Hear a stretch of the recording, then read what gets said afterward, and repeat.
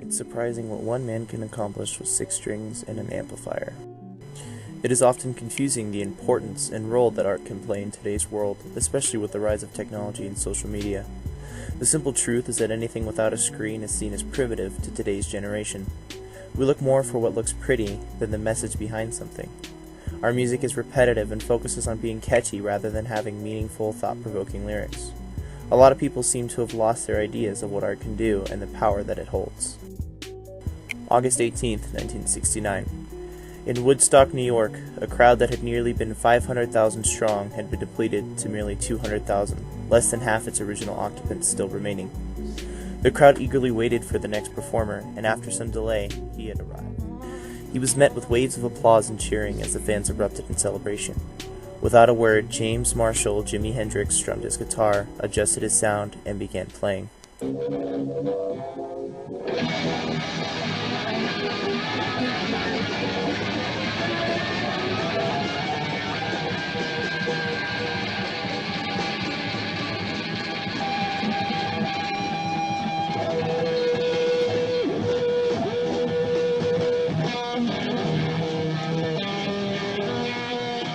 The national anthem was an odd choice for an opening piece.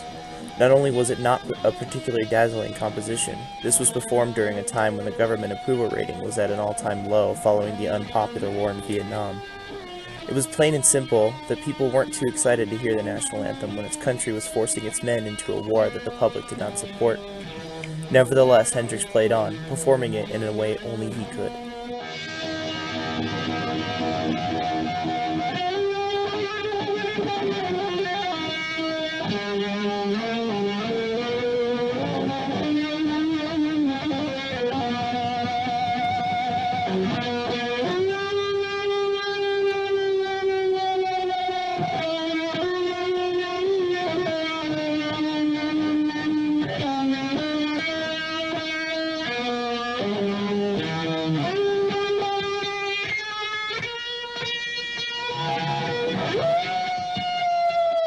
About 3/4 of the way into the song, Hendrix began implementing sound effects with his guitar, something he was notorious for doing.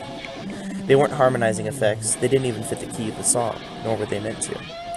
With his 6 strings and an amplifier, Hendrix was able to create the sound of gunfire, helicopter blades, explosions, and even the sound of screams.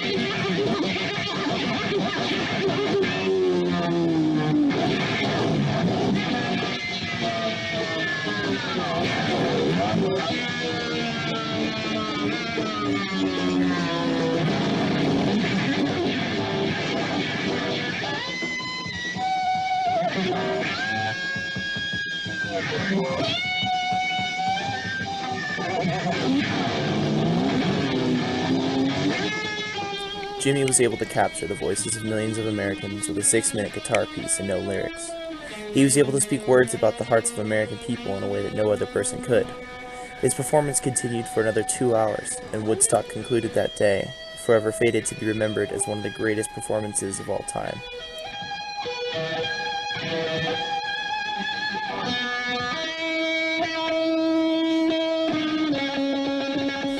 For me, it's hard to believe what one person could accomplish with so little, how something so simple could stand for something so much more. On August 18, 1969, Jimi Hendrix showed the world just how much you can say with 6 strings and an amplifier.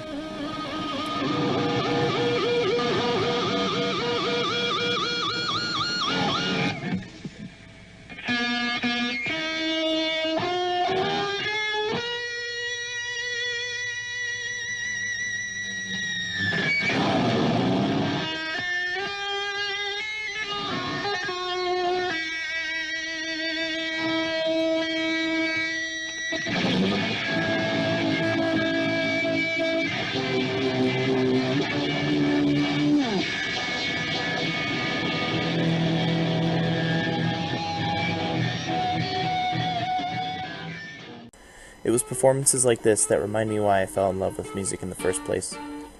Piano, violin, marimba, cello, and now finally guitar. Since I was born, there's always been an instrument in my hands. To me, music was always just something I did because it interested me, and it gave me something to do when I was bored. But it was Jimi's performance that really made me start to question what music could really mean. What could I accomplish with 6 strings and an amplifier? I raided our downstairs closet and found it, an old broken off-brand Fender guitar that had been in our possession since I was a baby. It started originally as a gift from my mom to my dad, but he never did much with it. Luckily for me, it was kept in working condition. It had 4 strings, and I had no means of amplification or a pick for that matter, but I didn't care. Every day I would come home from school and spend at least an hour strumming and picking my way through whatever I could manage to play with the means I had.